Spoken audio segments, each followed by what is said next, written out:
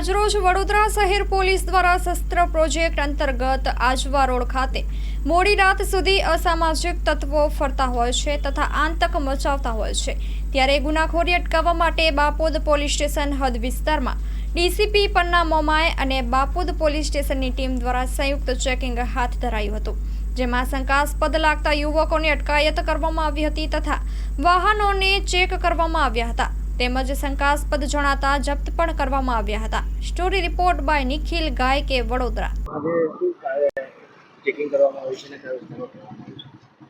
આજે શસ્ત્ર પ્રોજેક્ટ અંતર્ગત તેમજ જે 100 કલાકમાં જે યાદીઓ તૈયાર કરવાની છે અનુસંધાને આજે બાપોદ વિસ્તારમાં જે અસામાજિક તત્વો મોડી રાત સુધી ફરે છે અને ગુનાઓ બનવા પામે છે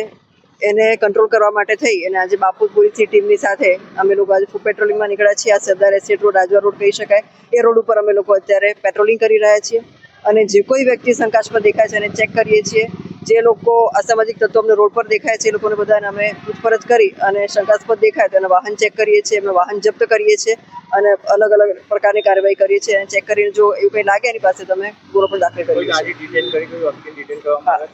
વાહનો અમે ડિટેન કર્યા છે, જે વાહનની નંબર પ્લેટ નથી, જે વાહનમાં શંકાસ્પદ લાગે છે બધા વાહનો અમે ડિટેન કરી રહ્યા છીએ। 10 વાગ્યાથી 12 વાગ્યા સુધીમાં અત્યારે અમે પેટ્રોલિંગ કરી રહ્યા છીએ અને આ કાર્યવાહી આખા રોડ સુધી અમે કરવાના છીએ 12 વાગ્યા સુધી। સરદાર એસ્ટેટથી લઈ અને આજવા રોડ સુધી